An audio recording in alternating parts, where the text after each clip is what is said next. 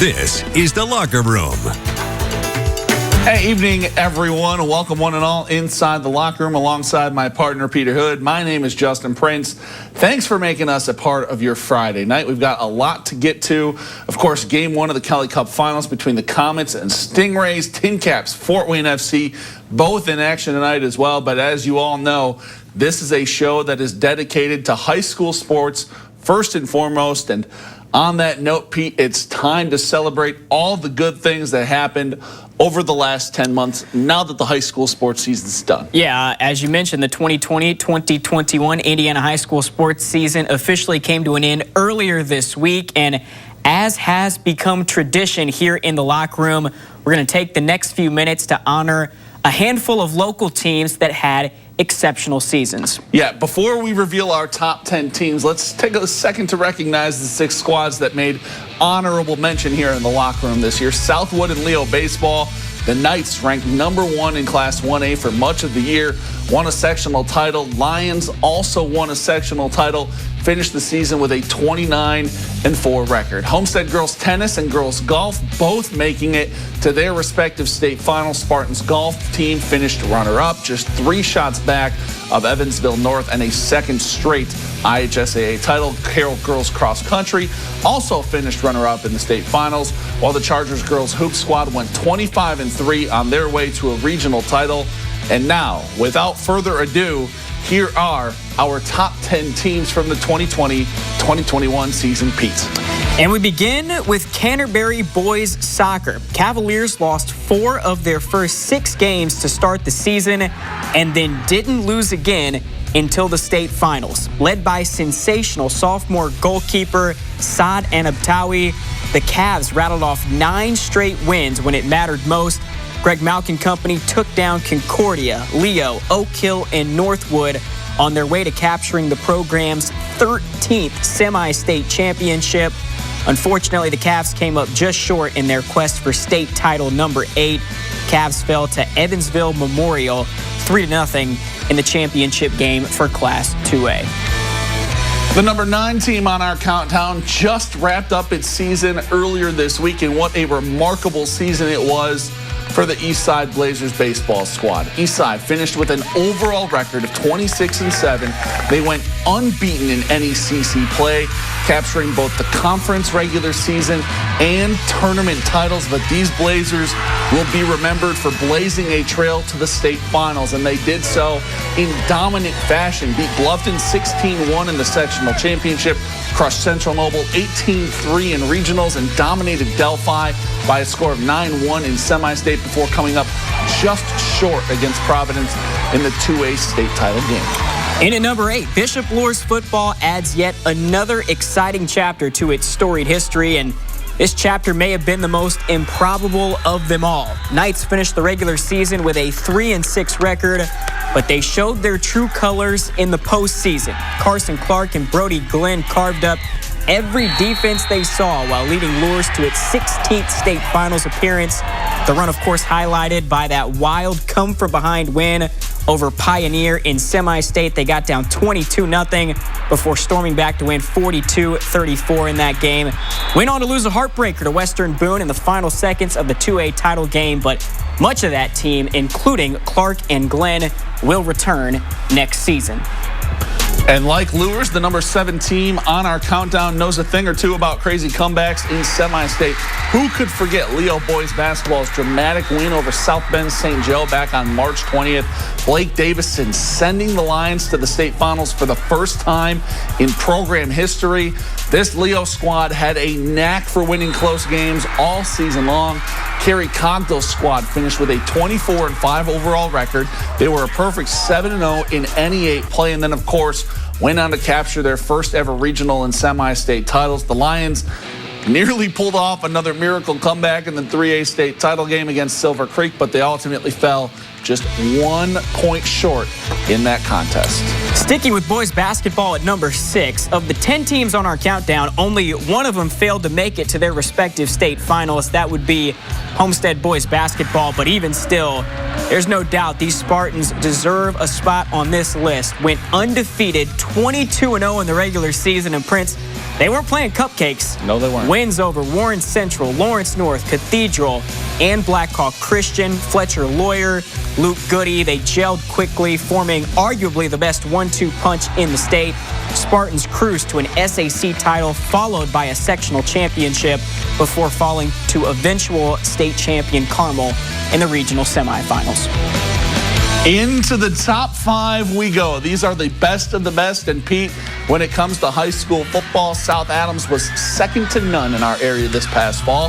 The Starfires steamrolling their way to a 13-1 record and their first ever appearance in the state finals. All 13 wins came by 2 touchdowns or more, including that 42-9 beatdown of Lafayette Central Catholic on Starfire Field in semi-state. James Arnold capped his remarkable career in style, throwing for nearly 4,000 yards, 47 touchdowns. Pretty good, if you ask me.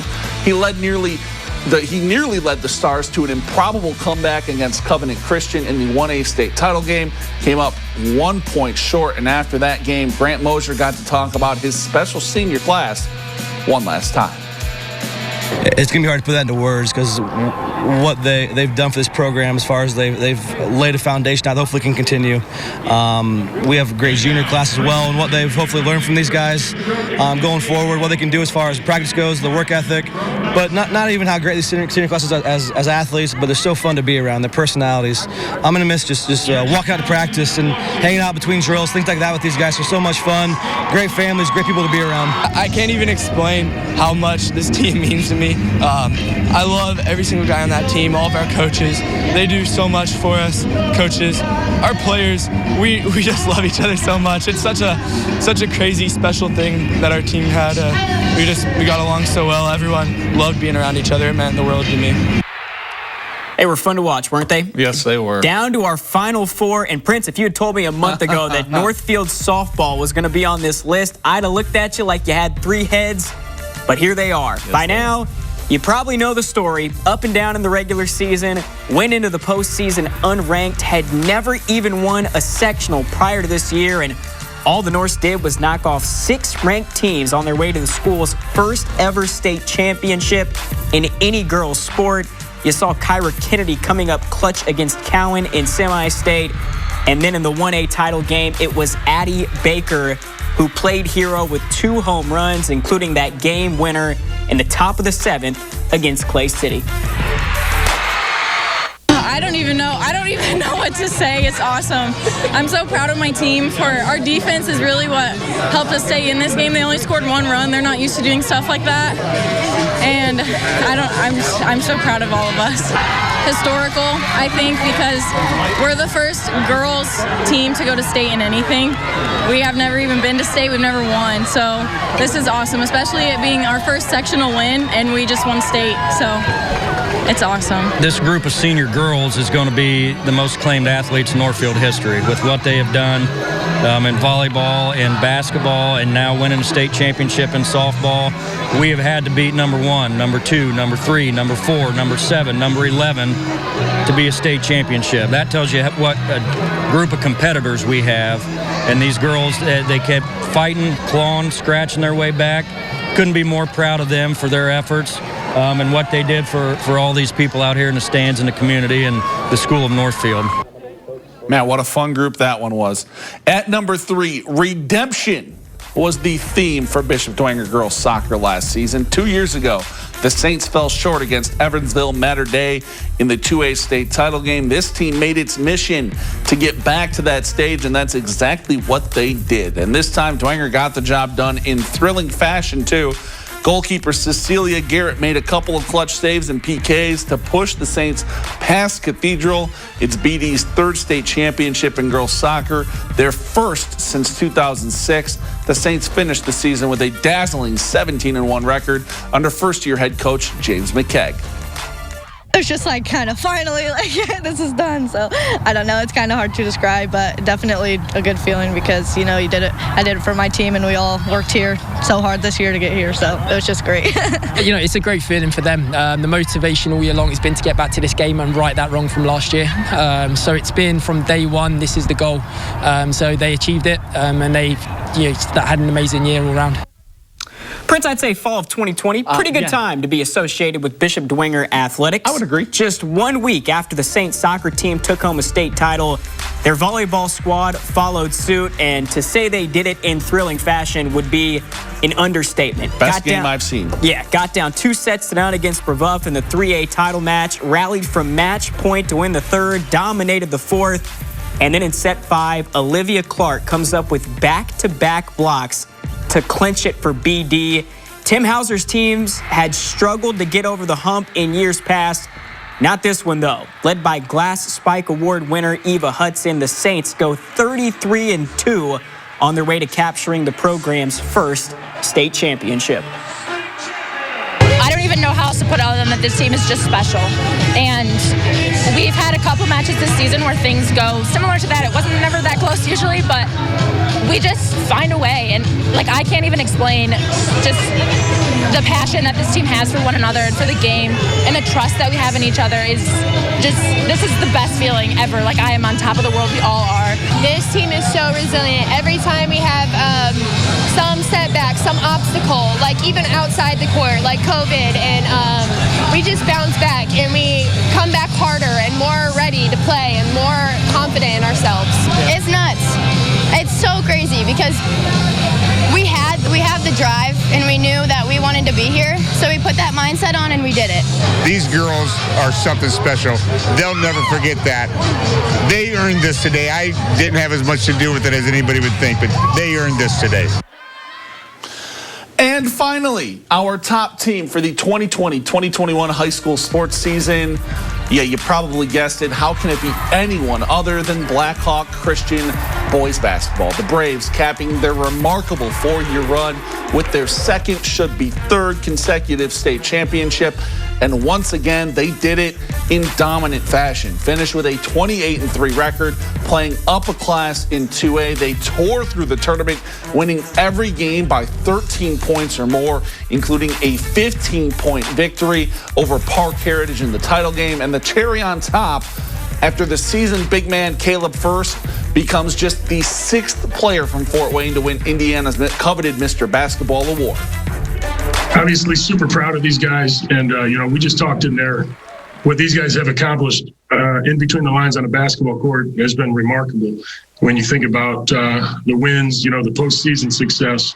But what I am most proud of is who they are as young men. Obviously, it's a lot of fun, but what we talked about in the locker room right afterwards was that everything in that locker room, including the trophy, will be destroyed, but what will last forever is our relationship with Christ. And so to be able to have that bond and that community where we're all seeking that first and foremost has just been great throughout not just this year, but all of our high school career. They go by really fast.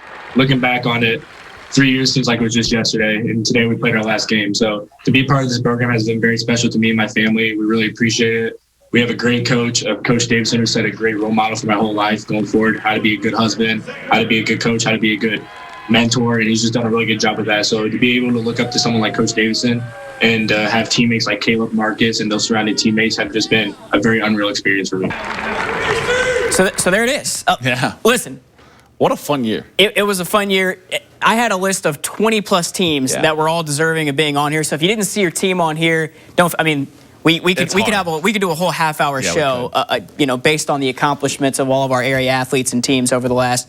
But think about a year ago today, we didn't even think that there was going to be a 2020-2021 season. So just to be sitting here talking about all these things that our area kids and coaches and teams accomplished over the last 10 months, I just think that in itself is awesome. Yeah, absolutely. And of course, that includes a few individual state championships as well. So can't forget those kids. But man, like you said, what a year it was, just because we weren't sure how it was going to happen, if it was going to happen, if things were going to get shut down halfway through. But everyone persevered. We made it through, and it was a fun season. And I think this is the most state championship teams we've had in the 4 years that we've been here. So it's certainly made our job a lot of fun, and and a lot of long weekends, but a lot of time worth the travel and worth the time. Absolutely. And in about 6 weeks, we'll get to start it up all over again. It's going to be a month and a half, and football season is right around the corner. Volleyball season, all those fall sports right here, right on the doorstep.